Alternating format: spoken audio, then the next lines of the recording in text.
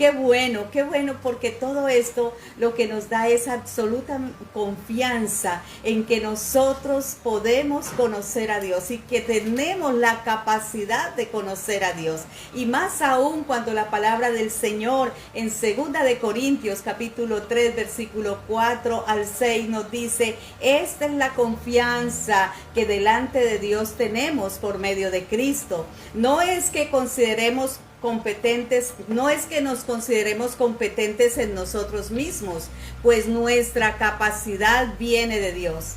Él nos ha capacitado para ser servidores de un nuevo pacto, no el de la letra, sino el del Espíritu, porque la letra mata, pero el Espíritu da vida. Amén. Entonces nosotros tenemos la capacidad de conocer a Dios. Y nuestra capacidad viene de Dios, porque Él nos hace competentes para ser servidores de un nuevo pacto. Amén. Yo quiero declarar esta palabra sobre tu vida. Tú eres competente para ser un servidor del nuevo pacto.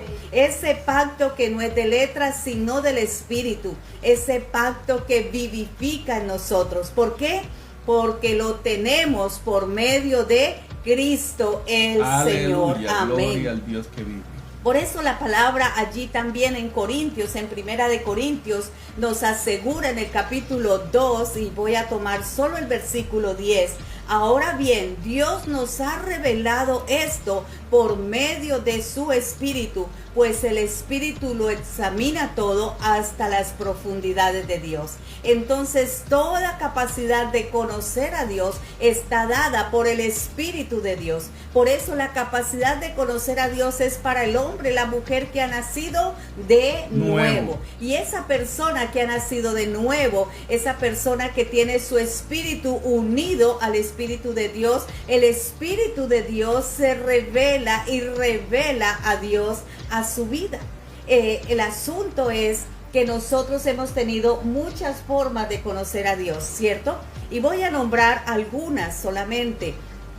Hay un conocer a Dios del ginosco, y el ginosco es ese conocimiento intelectual, ¿cierto? Esa persona que dice, pero yo me sé los libros de la Biblia, mire, Génesis, Éxodo, mire, es que yo sé cuántos versículos, es que yo voy y yo escucho y yo escribo, y hay mucho conocimiento que puede ser intelectual. ¿Dónde quedaría ese conocimiento intelectual? En la mente. En la mente, en la mente. Y dice aquí la porción, queda siendo como una letra muerta. ¿Por qué? Porque es que el ginosco, en ese conocimiento intelectual, puede la persona conocer mucho de Dios, mas no conocer a Dios. Y lo que es peor, a veces esto se conoce para discutir. Ajá. Se usa para discutir. Sí, señor. Y la palabra no es para discutir, es para creerla y dejarnos llenar del Espíritu en nosotros. ¡Qué bien! La palabra es para experimentarla y vivenciarla, ¿cierto? Vivirla. Entonces, este conocimiento ginosco, siendo un conocimiento intelectual, va a quedar siendo posible que la persona conozca de Dios, mas no conozca a Dios. Es decir, no haya nacido de nuevo. ¡Qué tremendo! Y es que muchas veces uno dice, wow, ese título de ese seminario, bájemelo de ahí, porque fue mucho ginosco, mas no revelación, mas no conocimiento. Como dice aquí la palabra, un conocimiento, una revelación por medio del Espíritu. Porque el Espíritu, el que nos trae esa revelación por el Espíritu, ese Espíritu da vida. Y entonces es ahí que hay otra forma de conocer a Dios, y es el conocer de oídas, ¿cierto? ¿Recuerdan ese pasaje de Job, cierto? Donde él termina diciendo que de oídas te había oído. Y este conocimiento es un conocimiento sensorial. Es el conocimiento del oír, del ver, del olfatear. El lenguaje que se maneja. Del lenguaje que se maneja, ¿cierto? Y eso hoy parece estar de moda. Tremendo. Y porque a veces se ven cosas, pero no pasan a ser experimentadas ni vivenciadas. Este conocimiento sensorial me permite quizás oler algo, mas yo no saber qué es, ¿cierto? Entonces puedo decir, hay algo que huelo, pero no puedo conocer perfectamente qué es. O decir, huelo a café y hay un café que está por ahí sazonándose y huele rico, pero no conocer ni qué es las nutrientes de un café, ni qué forma un café, el suelo que necesita. El tiempo que se lleva para producir. Tremendo. ¿Qué proceso de donde empieza a donde yo me lo estoy tomando, qué proceso ha pasado? ¿Serio? Ajá. Entonces hay muchas cosas que no las conocemos, pero olemos y decimos, ¿huele a qué? A café. Imposible que me traigan un pocillo oliendo a café y yo diga, uy, huele a Coca-Cola. ¿Por qué? Porque hay un conocer que viene de manera sensorial. Ese conocer sensorial, ¿por qué puede ser delicado al hablar de conocer a Dios? ¿Qué piensas tú? Porque nos puede traer cierta confusión. Exacto. No puede ser una cosa con claridad. Como aquel ciego, veo pero veo borroso todavía. Veo los hombres como árboles. Y necesitamos una claridad total, que es como la que dice Romanos 5:12, a renovar nuestra manera de pensar. ¿Con qué fin? Con el fin de conocer la voluntad buena y agradable de Dios. Es Romanos. Que hablábamos esta mañana. Romanos 5:12. 12. Perfecto.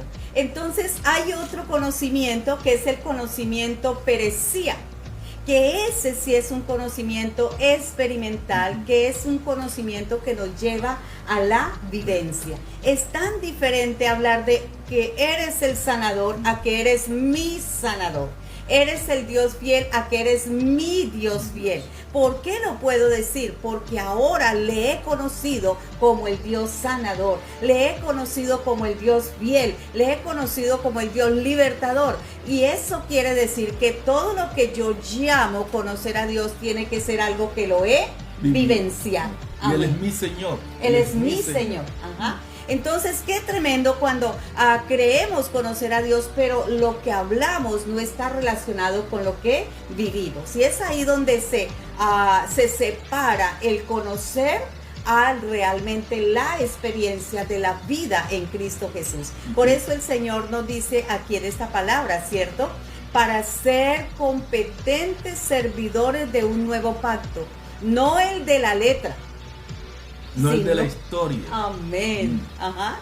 Sino el del Espíritu. El hoy presente, el tiempo presente, esa verdad de ahora. Sí. Y eso no es desde ahora. Acordémonos que nosotros vamos a una iglesia que ya tenga sus años, y alguna persona dice, es que yo estoy aquí desde que la fundación, usted de pronto, ¿qué me viene a decir o qué me viene a enseñar? Yo me conozco la Biblia de pasta a pasta, y eso no es mentira, eso es una verdad. Porque acordémonos que a Pablo le sucedió lo mismo. Los discípulos lo miraban como, bueno, ¿y que viene a enseñarme a mí? Pero sucede que Pablo tuvo una revelación de cara a cara con el Señor, enseñada propia y característica del gran maestro, de nuestro Señor. Por eso es que hasta que no se viva esa experiencia en una vivencia real, no podemos decir que conocemos al Señor. Qué tremendo. Por eso dice que nuestra capacidad de conocerle viene ¿de quién?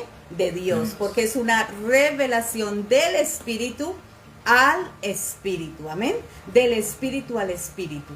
Entonces yo creo que llegó el momento de ilustrar esto a través de un pasaje, y está en Juan capítulo 9.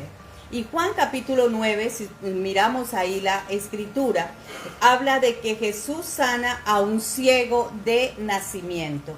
Dice que a su paso Jesús vio a un hombre que era ciego de nacimiento, y sus discípulos le preguntaron, Rabí, para que este hombre haya nacido ciego, ¿quién pecó? ¿Él o sus padres? Y él les contestó, ni él pecó ni sus padres, sino que esto sucedió para que la obra de Dios se hiciera evidente en su vida. Y esta pregunta, ¿para quién o cuándo? Eran preguntas que cuestionaban hacia el Señor Jesús, a llevarlo a un conocimiento intelectual, a descubrir si él iba a contestar con cierta sapiencia de hombre, ¿cierto? Entonces ellos esperaban que él le dijera, sí, fue los padres que pecaron, fueron los antepasados que pecaron, es la raíz de pecado que vienen ellos, es la iniquidad de la familia. y Él entonces los lleva hacia el conocimiento de Él, de el árbol de la vida, no de aquel conocimiento intelectual, sino de la vida. Dice, sino que esto sucedió para que la obra de Dios se hiciese evidente en su vida.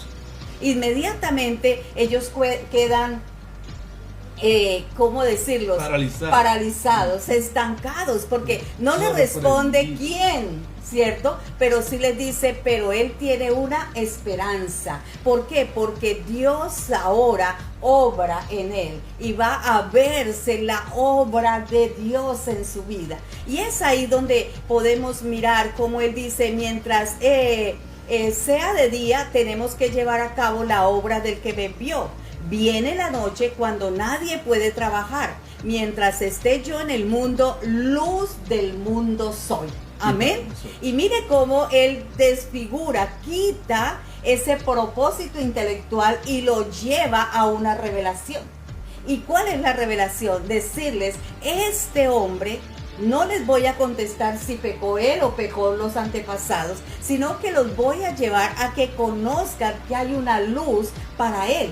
¿Cuál era la condición de él? ¿Era qué? Ciego, ¿cierto? Y este caso está adicionado a mirar el enfoque de la ley. ¿Por qué? Porque para la ley, las personas que estaban ciegas inmediatamente estaban cuestionadas como una persona pecadora. Sí, y que traía una historia o si traía un historial que no era el mejor. Ajá. Aquí también podemos darnos cuenta cómo Dios prepara las cosas antes que sucedan. Todos estos incidentes o accidentes, todas estas dificultades que se presentaron ante Cristo en su tiempo, fue para mostrar la gloria de Dios. Porque en todo el Señor Jesús salió airoso, salió vencedor. Y ese papel tiene que hacerlo hoy la iglesia. Amén. Un momento como el que estamos viviendo, una sociedad como la que se está presentando hoy, nosotros no podemos agachar, bajar la guardia, como se conoce, bajar la guardia en esos tiempos. Antes, por el contrario, nosotros, es el mejor tiempo para que la gloria de Dios sea manifiesta. Amén. En la iglesia, en nosotros. Sí. Es el mejor momento. No es momento de bajar la guardia ni de ponernos a llorar ni decir, yo por qué no nací en tal fecha, o yo para qué, o mejor están los que están muertos. No, si nosotros no hemos muerto, porque a través de Dios nos quiere usar para mostrar su gloria. Qué tremendo, ¿cierto?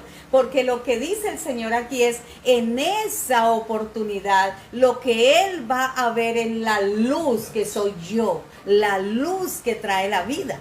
Él no estaba impartiendo solamente una vista física, sino que Él estaba comenzando a revelarse a este hombre. Y eso es lo que vamos a ver, cómo esa revelación fue progresiva para este varón, ¿cierto? ¿Por qué? Porque Cristo lo lleva hacia Él, hacia la luz. Entonces dice, y dicho esto, escupió en el suelo, hizo un barro con la saliva y se lo untó en los ojos del ciego, diciéndole, ve, levántate, ve y lávate en el estanque de Siloé, ¿cierto? La palabra Siloé significa enviado. Ve y lávate allá donde te envío, ¿cierto? Ahora, ¿qué estaba buscando el Señor hacer acá? Él estaba comenzando a compartir una revelación a ese varón. Él estaba comenzando a quitar la venda, la ceguera espiritual, pero para que él comenzara a ver tenía que hacer un acto muy importante. ¿Cuál era? Tenía que ir. Él tenía que aportar algo. Obediencia. Y es ahí donde la capacidad de conocer a Dios está impartida a través del grado de obediencia. Por eso lo que este varón hace es que dice que él fue a lavarse. Y él enseguida fue y se lavó y al volver ya veía, ¿cierto? Entonces todo lo que nosotros deseamos conocer de Dios requiere de nuestra obediencia. El texto que tú citabas hablaba de transformar nuestra manera de pensar, Romanos capítulo 12, versículo 2, y que cuando renuevo mi manera de pensar, entonces va a ser conocida la buena voluntad de Dios, que es agradable y es perfecta. ¿Para qué es conocida la buena voluntad de Dios? Para obedecer la buena voluntad de Dios. Entonces, cuando él habla aquí de ir, dice, se fue y se lavó y al volver ya veía. Sus vecinos y los que lo habían visto pedir limosna decían, ¿no es este el que se sienta a mendigar? Unos aseguraban, sí, es él. Otros decían, no es él, sino que se le parece. Pero él insistía, no, yo soy. Ahora me ven, ahora yo los veo. Ahora yo puedo decir que yo soy un hombre con la luz de la revelación. Pero esta revelación comienza mostrándose progresivamente, porque dice, ¿cómo entonces se te han abierto los ojos? Le preguntaron, y él contesta, una revelación inicial. Ese hombre que se llama Jesús hizo un poco de barro, me lo untó en los ojos y me dijo, ve y lávate en Siloé. Así que fui y me lavé y entonces pude ver. ¿Cuál es la primera revelación que él tiene de Cristo? Un hombre. Él no conocía a Jesús. Él no tenía revelación de Cristo. Pero él comienza a verlo inicialmente como un hombre. Y esa era la verdad. Y esa era la verdad. Ahora, si lo ve como un hombre, hay un acto primario en él. Y es que dice, él me dijo y yo fui y lo hice. Yo obedecí. ¿Cierto? Entonces, toda revelación y todo conocimiento progresivo de Cristo requiere que nosotros tengamos confianza en él. Si le queremos conocer como sanador, tenemos que tener fe. Toda nuestra confianza en él, ¿cierto? Como lo cantábamos. Pero ustedes pueden ponerse a pensar, si este hombre hubiera ido, si hubiera lavado y no hubiera pasado nada, la burla que se hubiera llevado, si hubiese un charlatán, la burla que se hubiera llevado este hombre. Pero Dios estaba revelando a Cristo a ese hombre, ¿cierto? Y entonces le preguntan, ¿y dónde está ese hombre? Pues no lo sé, respondió. Entonces llevaron ante los fariseos a aquel que había sido ciego. Era sábado cuando Jesús hizo el barro y le abrió los ojos al ciego. Por eso los fariseos a su vez le preguntaron cómo había recibido la vista. Pues me untó barro en los ojos, me lavé y ahora veo, respondió él. Entonces él le dice, ¿sabe qué? Yo ahora lo que puedo decir de ese hombre es que ese hombre me tocó, ese hombre me untó, ese hombre me habló y yo tuve un conocimiento que aunque inicialmente fue sensorial, fue de toque, fue de ministración, fue de ungirme, de oírle, porque no le veía, le oí, pero conforme se fue presentando ese conocimiento, yo fui creyendo en él. Y es ahí donde se da la capacidad de conocer a Dios, porque tú puedes comenzar a orar y tú puedes comenzar a ver un milagro pequeño, pero de ese milagro tú tienes que aferrarte, creerlo y decir, aquí está el Cristo obrando. Ajá. Y el Señor va a permitir que veas algo más, y el Señor va a permitir que veas algo más, y eso nos va empoderando en conocer la verdad de Cristo. Amén. Perfecta. Amén. Entonces dice, algunos de los fariseos comentaban, ese hombre no viene de parte de Dios. Mire cómo ya los fariseos, que tenían que ser los que más conocieran de Cristo, comienzan a cuestionar. Y dice, porque no respeta el sábado. Otros decían, ¿cómo puede un pecador hacer semejantes señales? Y había desacuerdo entre ellos. Por eso interrogaron de nuevo al ciego. ¿Y qué opinas tú de él? Fue a ti a quien te abrió los ojos. ¿Y sabe qué dice él ahora? Es un profeta. Yo no sé. Yo digo que es un profeta.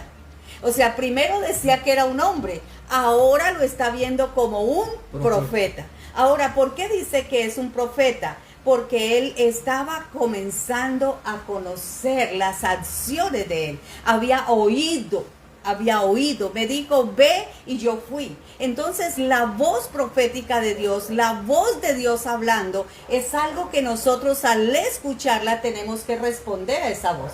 Tenemos que responder a esa orientación que Dios está diciendo. Por eso él ahora lo llama, ¿qué? Profeta. Porque oí y él me dijo, ve y yo fui. Y aquí están los resultados. Y aquí están los resultados, ¿cierto? Entonces, los judíos no creían que el hombre hubiera sido ciego y que ahora viera. Y hasta llegaron a llamar a sus padres. Ahora llaman a los papás y le preguntan, ¿este es su hijo el que dicen ustedes que nació ciego? ¿Cómo es que ahora puede ver? Sabemos que este es nuestro hijo, contestaron los padres, y sabemos también que nació ciego. Lo que no sabemos es cómo ahora puede ver ni quién le abrió los ojos. Pregúnteselo a él, que es mayor de edad Ya y tiene puede seguridad. responder por sí mismo. Pero ¿por qué se estaba presentando este caso? Porque sus padres contestaron así de esa manera a los judíos, porque ellos habían escuchado decir que todo el que reconociera que Jesús era el Cristo iba a ser expulsado de la sinagoga. Ajá, aquí no vienes más a reunir. Es decir, había una persecución por conocer a Cristo. Había una expulsión de la sinagoga, y expulsarlos de la sinagoga era expulsarlos del judaísmo. Ya no los consideraban descendientes de Moisés, y ellos tenían que ligarse a la raíz de esa descendencia de Moisés, ligarse a la raíz de ese pasado. Y muchas veces para nosotros conocer a Dios tenemos que Cortar con ese pasado. Cortar. desligarnos de esa raíz, ¿cierto? Por segunda vez entonces llamaron los judíos al que había sido ciego. Mírelo otra vez. Y le dijeron, da gloria a Dios. A nosotros nos consta que ese hombre es pecador. Y si es pecador, no lo sé, respondió el hombre. Lo único que sé es que yo era ciego y ahora veo. Pero ellos le insistieron, ¿qué te hizo? ¿Cómo te abrió los ojos? Ya les dije y no me hicieron caso. ¿Por qué quieren oírlo de nuevo? ¿Es que también ustedes quieren hacerse sus discípulos? Ay, eso fue la raya más grande. Entonces ahora viene algo contundente. Empezó a predicar. Empezó a predicar y empezó a predicar del que estaba conociendo. Y cuando le dice, y es que ahora ustedes también quieren hacerse sus discípulos, es porque él ya estaba enfilado haciendo un discípulo de Jesús. ¿Cierto? Qué tremendo. Entonces ellos lo insultaron y le dijeron, discípulo de ese serás tú. Qué tremendo. Nosotros somos discípulos de Moisés y sabemos que a Moisés le habló Dios, pero de este ni sabemos de dónde salió. Mire cómo los fariseos ignoraban. Están más ciegos que el ciego. Estaban ciegos, ahí al final dice el pasaje, estaban completamente ciegos. Por eso lo que el Señor dijo desde el principio es que yo soy la luz del mundo. Y este está ciego para que la luz de Dios sea conocida en él. Entonces había un propósito en ese hombre. Iba Dios delante de él. Iba Dios delante de él. Dios estaba marcando ese diseño, ¿cierto? Porque entonces dice, allí está lo sorprendente, respondió el hombre, que ustedes no sepan de dónde salió y que a mí me haya abierto los ojos. Se estaba como medio burlando. Sabemos que Dios no escucha a los pecadores, pero sí a los piadosos y a quienes hacen su voluntad. Mira qué énfasis tan tremendo. Jamás se había sabido que alguien le haya abierto los ojos a uno que nació de ciego. Pero si este hombre no viniera de parte de Dios, no podría hacer nada.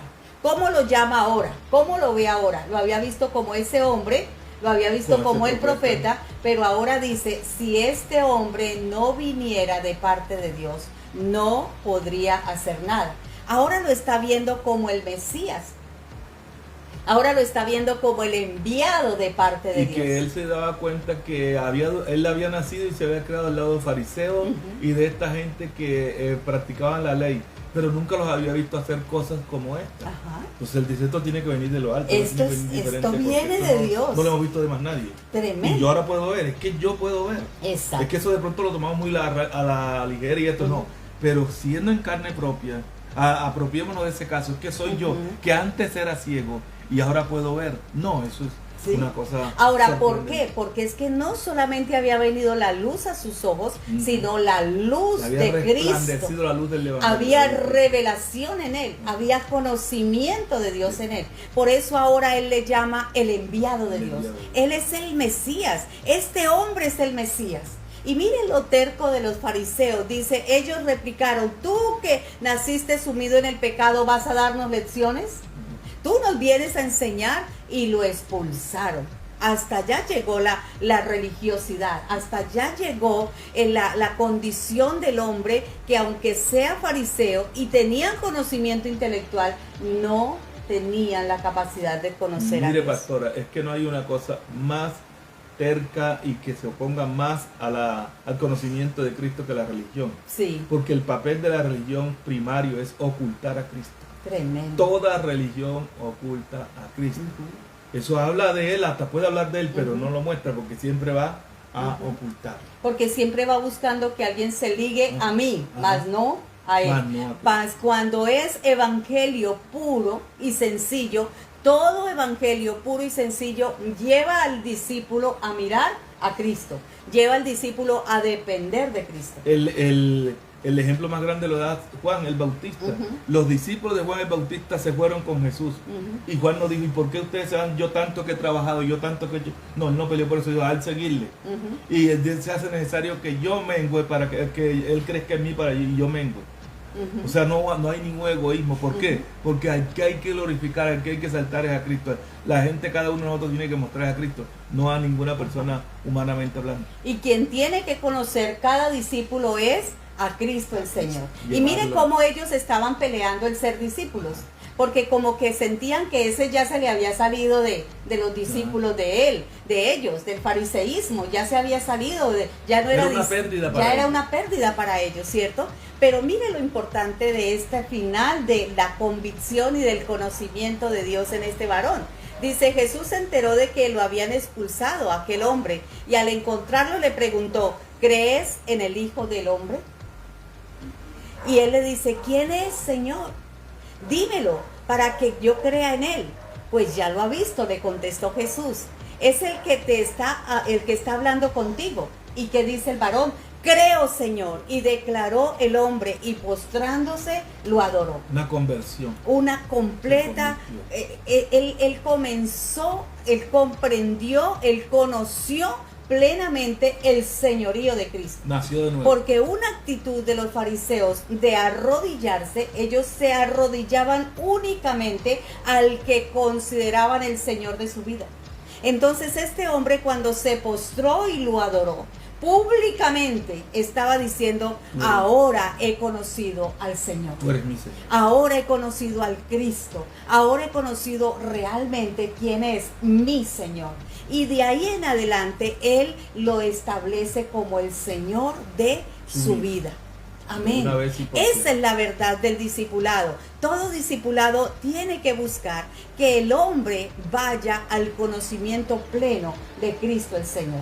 No mantenerlo ahí en un conocimiento sensorial. Venga cada 8 días, va a haber el quien lo toque, va a haber quien lo caiga, va a haber quien lo ministre, va a haber quien lo unja, va a haber para que tengas ahí como ese conocimiento, para que tengas ese conocimiento sensorial, para que viva por esas emociones. No, es llevarle a conocer el señorío de Cristo.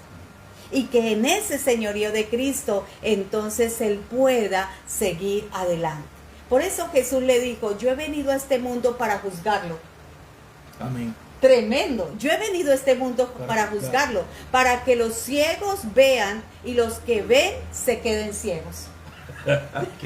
Qué paradoja, ¿no? Tan tremenda. Entonces algunos fariseos que estaban con él, al oírlo hablar así, le preguntaron, ¿qué?